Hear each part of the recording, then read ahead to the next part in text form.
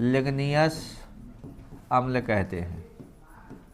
यहाँ से ऑब्जेक्ट भी पूछा जा सकता है पायरोलिग्नियस अम्ल के बारे में। पायरोलिग्नियस अम्ल क्या है? लकड़ी के भंजक आसवन से प्राप्त होने वाला अम्ल।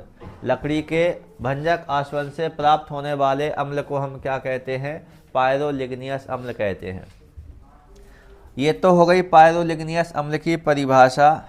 इसमें हमें क्या प्राप्त हो गया? पायरोलिग्नियस अम्ल प्राप्त हो गया। अब इस पायरोलिग्नियस अम्ल में यदि हम देखें तो होता क्या क्या है? इस पायरोलिग्नियस अम्ल में होता क्या क्या है?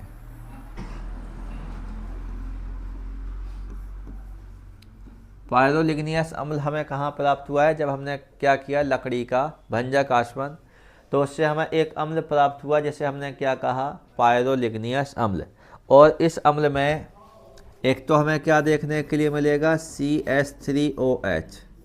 CH3OH यानी क्या हो जाएगा? मैथिल एल्कोहल, या इसी को हम क्या कह सकते हैं? मेथेनॉल कह सकते हैं। एक हमें क्या देखने के लिए मिलेगा? CH3COCH3 यानी क्या हो जाएगा? एसीटोन। और इसी के साथ में हमें क्या देखने के लिए मिलेगा? CH3COOH यानी एसीटिक अम्ल। तो वास्तव में यदि हम देखें तो मेथेनॉल, एसीटोन और एसीटिक अम्ल, इन तीनों का जो मिश्रण होता है, इसी मिश्रण को हम क्या कहते हैं? पायरोलिग्नियस अम्ल। और इस पायरोलिग्नियस अम्ल में से हम इन तीनों अवयवों को क्या कर सकते हैं? अलग कर सकते हैं। यानी हम इस अम्ल की सहायता से मेथेनॉल भी प्राप्त कर सकते हैं, प्रोपेनॉल भी प्राप्त कर सकते हैं, और ये एथेनोइक अम्ल यानी एसिटिक अम्ल हो जाएगा, इसको भी क्या कर सकते हैं? प्राप्त कर सकते हैं। मात्रा अलग अलग होती है। सबसे पहले यदि हम देखें तो ये तीनों का यहाँ पर मिश्रण हो जाएगा। इसके पश्चात यदि देखें तो जो मेथेनॉल होता है, इस अम्ल में मेथेनॉल की परसेंटेज कितनी होती है? 3%। कितना होता है? 3%। एसीटोन कितना होता है? 0.5%। कितना होता है? 0.5%। और एसिटिक अम्ल कितना होता है? 10%।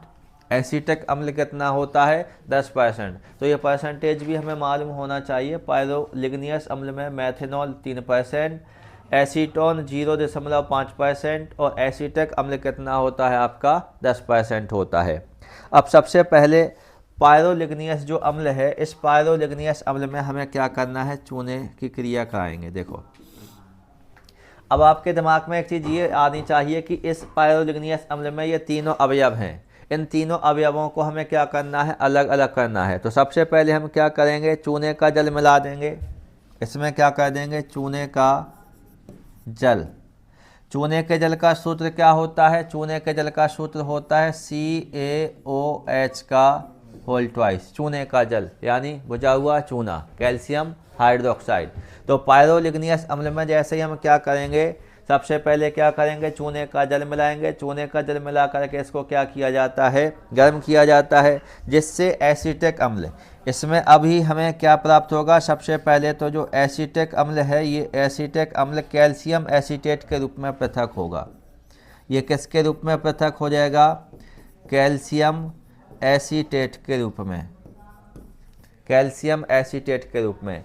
तो पायरोलिग्नियस अम्ल को हम सबसे पहले चूने के जल के साथ मिलाकर गर्म करते हैं। गर्म करने से जो एसीटिक अम्ल होता है, ये किसके रूप में अवक्षेपित हो जाता है? कैल्शियम एसीटेट के रूप में कैसा हो जाता है? अवक्षेपित हो जाता है। अब जैसे ये कैल्शियम एसीटेट के रूप में अवक्षेपित हो जाएगा, तो इसे हम क्या कर लेंगे? छान करके कैसा कर लेंगे? अलग कर लेंगे। अब एक बात समझ जाओ, हमने कहा एसीटिक अम्ल कैसा हो गया? अलग। एसीटिक अम्ल कैसा हो गया? अलग हो गया। तो अब इसमें ये अलग हो गया, तो अब बचा क्या है फिर मिश्रण में? मेथेनॉल, और क्या बचा है? एसीटोन।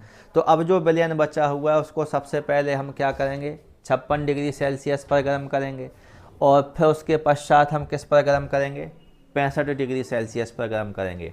देखो, पहले हमें क्या करना है? 56 डिग्री सेल्सियस पर गर्म। इसी का उल्टा कर दो तो कितना बन जाएगा आपका? 65 डिग्री सेल्सियस हो जाएगा। तो पहले तो आपका ये एसीटिक अम्ल यहाँ पर कैल्शियम एसीटेट के रूप में अलग हो ही गया, जिसको अपन ने छान करके कैसा कर लिया? अलग कर लिया। इसके बाद यदि हम देखें तो सबसे पहले 56 डिग्री सेल्सियस पर हमें क्या प्राप्त हो जाता है? तो यहाँ पर CH3COCH3 यानी एसीटोन प्राप्त होगा। और फिर जब उसका हम और टेम्परेचर बढ़ा देंगे तो 65 डिग्री सेल्सियस पर हमें क्या प्राप्त हो जाएगा, CH3OH यानी मैथिल एल्कोहल या फिर मेथनॉल की क्या हो जाती है, प्राप्ति हो जाती है। इस प्रकार आप इसको क्या कर सकते हैं, अलग कर सकते हैं। तो अब इसको कैसे अपन लिखेंगे ये देख लीजिए। सबसे पहले हमने देखा कि ये अपने पास क्या हो गया, पायरोलिग्नियस अम्ल हो गया।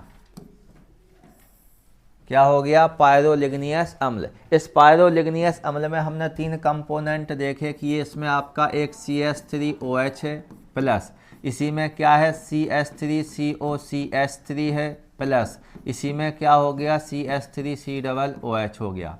मैथिल एल्कोहल 3% के रूप में है, एसीटोन 0.5% के रूप में है और एसीटिक अम्ल आपका 10% के रूप में है। तो सबसे पहले हमने यहाँ पर क्या किया, ये जो पायरोलिग्नियस अम्ल था, इस पायरोलिग्नियस अम्ल में हमने एक तो क्या प्राप्त कर लिया, यहाँ पर अवक्षेप प्राप्त कर लिया और एक जगह हम क्या प्राप्त कर लेंगे, यहाँ पर आशुत जल या मिश्रण प्राप्त कर लेंगे। तो यहाँ पर क्या रहेगा आपका CH3COO का होल ट्वाइस Ca और ये कैल्शियम एसीटेट के रूप में हमें क्या प्राप्त हो रहा था, CH3COOH यानी एसीटिक अम्ल।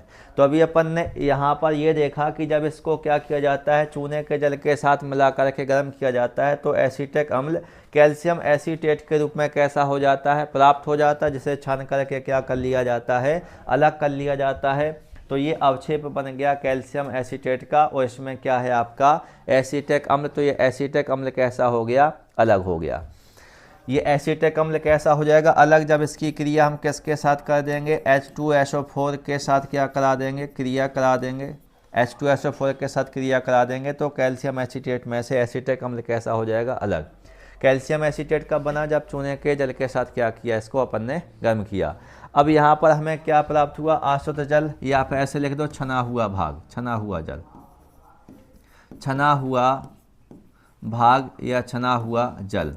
इस छने हुए जल का हम क्या करेंगे, प्रभाजी आशवन करेंगे। इसका क्या करेंगे, प्रभाजी आशवन करेंगे। प्रभाजी आशवन यानी गर्म करना है। जब दो मिश्रण होते हैं, दो द्रवीय मिश्रण होते हैं और उन दोनों द्रवीय मिश्रणों को क्या करना होता है, अलग करना होता है। तो इसके लिए हम क्या कहते हैं, प्रभाजी आशवन विधि का क्या कहते हैं, उपयोग करते हैं। तो इसमें यदि हम देखें तो 2 प्रकार से हमें पदार्थ मिलेंगे। सबसे पहले जब हम क्या करेंगे, 56 डिग्री सेल्सियस पर क्या करेंगे, गर्म करेंगे तो इसमें से CH3COCH3 यानी क्या प्राप्त हो जाएगा, हमें एसीटोन प्राप्त हो जाएगा। अभी यहाँ पर जो आशुद्ध छना हुआ पदार्थ था उसमें दोनों का मिश्रण था, एसीटोन का भी था और मैथिल एल्कोहल का भी था। तो जब हमने क्या किया, उसको 56 डिग्री सेल्सियस पर गर्म किया तो उसमें से एसीटोन कैसा हो गया, अलग, क्योंकि दोनों में से एसीटोन का जो क्वथनांक है वो कितना है, 56 डिग्री सेल्सियस है। तो यहाँ पर 56 डिग्री सेल्सियस आ जाएगा, परसेंटेज हो गया 56 डिग्री सेल्सियस हो जाएगा। और यहाँ पर यदि हम इसी मिश्रण को कितने पर गर्म करेंगे,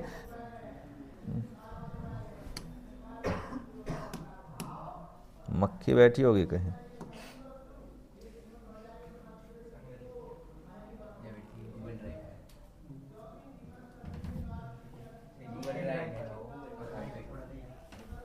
जब इसको हम कितने पर गर्म करेंगे, 65 डिग्री सेल्सियस पर गर्म करेंगे तो यहाँ पर क्या हो जाएगा, CH3OH प्राप्त हो जाएगा। यानी ये क्या प्राप्त हो गया हमें, मैथिल एल्कोहल। ये क्या प्राप्त हो जाएगा, यहाँ पर मैथिल एल्कोहल प्राप्त हो जाएगा। अब आप देखो दोनों मिश्रण थे, एक साथ मिले हुए थे, दोनों के क्वथनांकों में बहुत कम अंतर है। जब दो द्रव एक साथ मिले हुए हों, दोनों के क्वथनांकों में बहुत कम अंतर हो, तो इनको अलग करने के लिए प्रभाजी आशवन विधि का क्या किया जाता है, उपयोग किया जाता है। दोनों द्रवों का मिश्रण होता है, एक साथ मिले होते हैं, उनको गर्म किया जाता है। तो जिस द्रव का क्वथनांक कम होता है वो द्रव पहले बाष्प बन करके निकल जाएगा। संघनित्र के द्वारा उसको क्या कर लिया जाएगा, ठंडा करके ग्राही पात्र में इकट्ठा कर लिया जाएगा। फिर उस टेम्परेचर को क्या कर दिया जाएगा, बढ़ा दिया जाएगा।